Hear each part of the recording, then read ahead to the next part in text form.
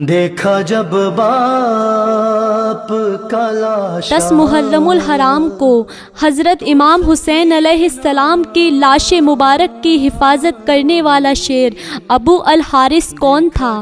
امام حسین کے بچپن میں پالے ہوئے اس شیر کو کیوں آزاد کیا گیا تھا؟ یہ شیر آزاد ہونے کے بعد کہاں گیا اور پھر میدان کربلا میں کس طرح پہنچا؟ اور ابو الحارث شیر نے یزیدی فوج کے ساتھ کیسا سلوک کیا؟ ان تمام سوالات کے جوابات آپ کو آج کی اس ویڈیو میں دیے جائیں گے، تو ویڈیو کو آخر تک ضرور دیکھیے گا۔ بسم اللہ الرحمن الرحیم۔ السلام علیکم ناظرین۔ امام حسین علیہ السلام نے ایک چھوٹا سا شیر پال رکھا تھا جس کا نام ابو الحارث تھا۔ اس کو مولا سے بہت پیار تھا۔ چونکہ مولا حسین کا گھر مسجد کے سامنے ہی تھا تو وہ شیر باہر بیٹھا رہتا تھا۔ وقت گزرتا گیا اور شیر جوان ہو گیا۔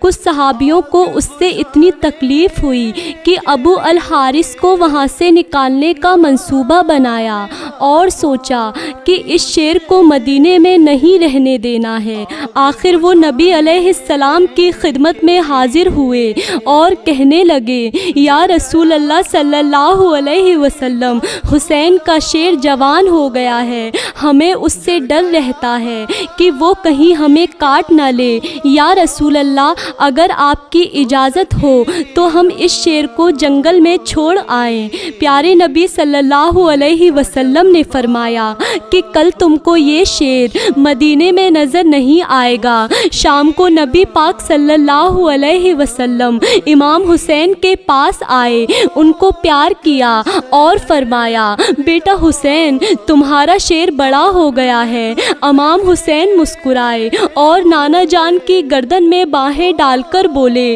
جی نانا جان، جیسے جیسے یہ بڑا ہوتا جا رہا ہے مجھ سے محبت زیادہ کرتا ہے اور میرے بغیر نہیں رہتا۔ نبی پاک نے فرمایا، حسین بیٹا، آپ کے نانا کے صحابی ڈرتے ہیں اس سے، وہ نماز کے لیے آتے ہیں اور ان کو ڈر ہے کہ یہ شیر ان کو کوئی نقصان نہ پہنچا دے۔ اے بیٹا حسین، اسے ہم آزاد نہ کر دیں۔ یہ کہنا ہی تھا کہ اتنے بڑے بڑے آنسو امام حسین علیہ السلام کے رخسار پر آئے، مگر مسکراتے ہوئے فرمایا کہ نانا جان، آج کا دن نکال لیجئے، کل ابو الحارث آپ کو نظر نہیں آئے گا۔ نانا جان نے فرمایا کہ اے بیٹا حسین، آج کے دن کیا کرو گے؟ امام حسین روئے اور فرمایا، نانا جان دیکھیے، باہر شام ہو گئی ہے اور یہ وقت کسی کو گھر سے باہر نکالنے کا نہیں ہے۔ نبی پاک نے مولا حسین کو سینے سے لگا لیا۔ جب مولا تہجد کے وقت شیر کو خوراک دینے آئے تو ابو الحارث نے کہا کہ اے مولا، آج اتنی جلدی احسان؟ مولا نے ساری بات ابو الحارث کو بتائی۔ ابو الحارث نے کہا کہ ٹھیک ہے مولا، میں جاتا ہوں، پر ایک شرط ہے، پھر دوسری دفعہ ملاقات ضرور ہو۔ امام علیہ السلام نے فرمایا کہ ٹھیک ہے، تاریخ یاد کرو، 61 ہجری 10 محرم الحرام کو میدان کربلا کے ٹیلے کے پاس سے تمہیں ایک آواز آئے گی، بس اس آواز پر چلے آنا اور مجھ سے ملاقات ہو جائے گی۔ ابو الحارث نے کہا کہ اے مولا، مجھے آواز کون دے گا؟ کیا آپ دو گے؟ تو آپ نے فرمایا نہیں۔ کیا آپ کے بھائی عباس علمدار دیں گے؟ تو آپ نے فرمایا نہیں۔ پھر پوچھا کہ اے امام، پھر مجھے آواز کون دے گا؟ پھر امام علیہ السلام نے روتے ہوئے فرمایا کہ میری 4 سال کی بیٹی سکینہ سلام اللہ علیہا تمہیں آواز دیں گی، یا ہماری اماں فضہ سلام اللہ علیہا آپ کو آواز دیں گی۔ ناظرین، آج بھی کربلا میں وہ مقام موجود ہے جہاں کھڑے ہو کر بی بی فضہ سلام اللہ علیہا نے ابو الحارث شیر کو کو آواز دی تھی بروز عاشورہ کہ جب بی بی فضا سلام اللہ علیہا نے ابو الحارث کو آواز دی کہ اے ابو الحارث جلدی آ، میرے بابا کے لاشے پر گھوڑے دوڑ رہے ہیں۔ مگر ہائے افسوس کہ جب ابو الحارث کربلا کی سرزمین پر پہنچا تو اس وقت امام علیہ السلام کی لاش مبارک 7 حصوں میں تقسیم ہو چکی تھی۔ ادریس بن عبداللہ کہتے ہیں کہ جب امام حسین علیہ السلام شہید ہو گئے اور عمر 7 کے لشکر نے لاشائے اقدس کو دوبارہ پامال کرنا چاہا تو بی بی فضا نے جناب زینب سلام اللہ علیہا سے کہا کہ بی بی ایک روز میں سمندر میں محو سفر تھی، پھر میری کشتی ٹوٹ گئی اور میں ایک جزیرے پر پہنچ گئی۔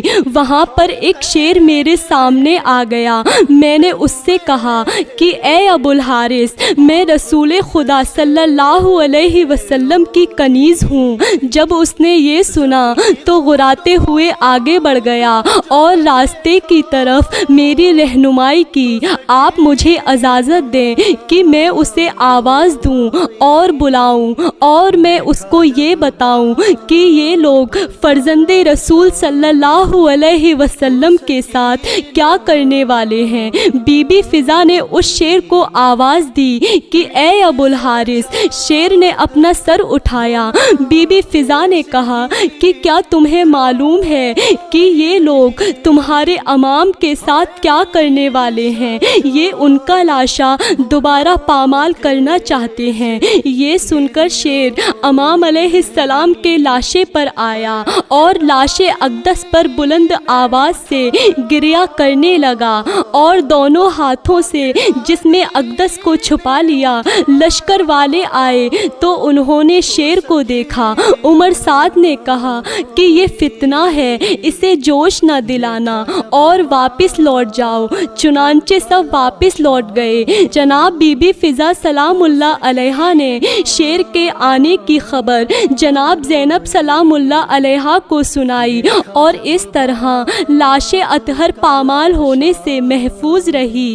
واضح رہے کہ یہ شیر مولا علی علیہ السلام کا پالا ہوا شیر تھا جو کہ خاندان نبوت کا وفادار تھا اور آج بھی مولا علی سرکار سے منسوب ہے۔ جناب بی بی فضا سلام اللہ علیہا حضرت بی بی فاطمہ زہرا کی وفادار کنیز تھیں، جنہوں نے بی بی فاطمہ سلام اللہ علیہا کی وفات کے بعد بھی ان کے بچوں کا ساتھ نہیں چھوڑا اور بی بی زینب اور جناب ام کلثوم سلام اللہ علیہا کے ساتھ رہیں۔ کربلا میں بھی امام حسین علیہ السلام کی ہمراہ رہیں اور ان کی بہن اور بیٹیوں کا سہارا بنی، جنہیں اماں فضا سلام اللہ علیہا کہا جاتا ہے۔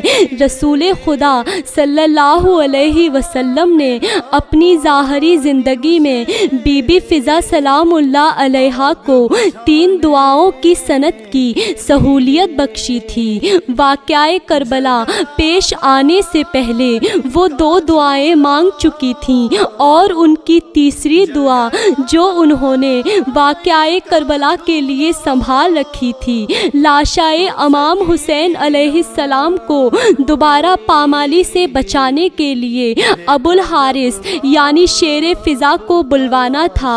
سلام ہو رسول اللہ صلی اللہ علیہ وسلم پر اور سلام ہو امام حسین علیہ السلام پر۔ السلام علیکم ناظرین۔